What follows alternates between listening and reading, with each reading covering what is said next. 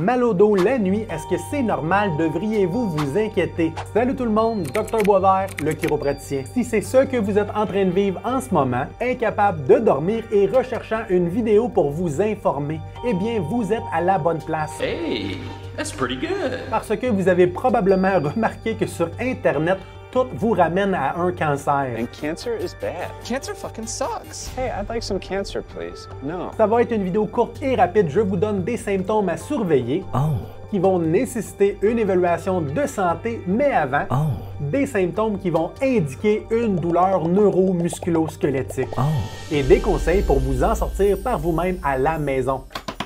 Si vous avez une chose à retenir de cette capsule, que la douleur neuro-musculo-squelettique est principalement contrôlée par vos actions, vos mouvements, vos positions, comparativement à une douleur qui origine d'une maladie plus grave qui, elle, sera généralement contrôlée par le temps. Now I get it. That's it, on a tout dit, vous pouvez fermer la vidéo. Ok, bye!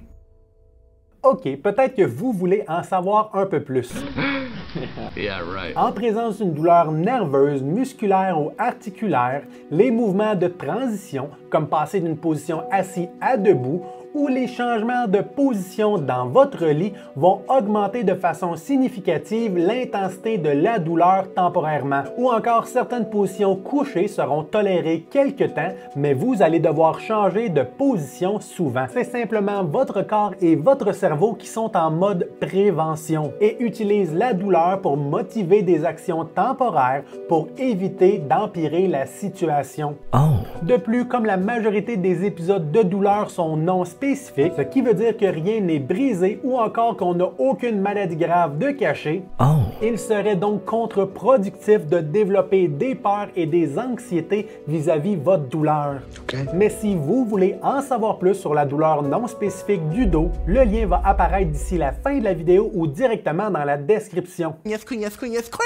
Donc pour vous en sortir par vous-même, évitez de développer des pensées négatives. Parce que si une douleur est inquiétante ou incertaine, ça ne sera jamais une bonne douleur. Et votre cerveau pourrait maintenir des signaux de douleur plus longtemps que nécessaire. Même si votre dos est sensible, allez prendre une marche quelques heures avant de dormir. Le mouvement dans la zone confort-inconfort est le meilleur remède naturel pour reprendre le contrôle par nous-mêmes à la maison. Si votre profil de santé vous le permet, consultez avec un ou une pharmacienne. Utilisez de la médication contre la douleur avant d'aller dormir pour éviter que certains changements de position involontaires durant la nuit ne dérangent votre sommeil réparateur. N'ouvrez pas la porte de la tolérance à la médication. Évitez de prendre de la médication contre la douleur durant le jour pour rester en contrôle de vos symptômes, ce qui va vous permettre d'éviter temporairement des positions, des mouvements ou des actions aggravantes. Et finalement, c'est totalement correct de vous lever la nuit pour aller prendre une petite marche ou simplement pour faire des exercices qui vous font du bien, comme la position cobra et les renversements de bassin.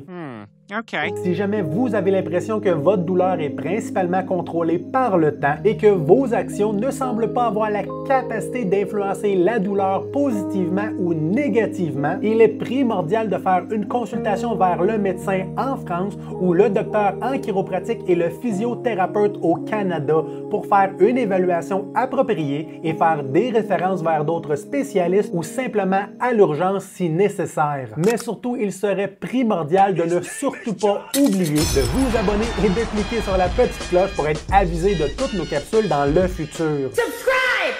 Nice. J'offre de la vidéoconférence de partout dans le monde, des exercices sur mon site internet, des articles, des podcasts à chaque semaine pour vous aider. Le lien dans la description. Parce qu'une personne informée, c'est une personne en contrôle de sa santé.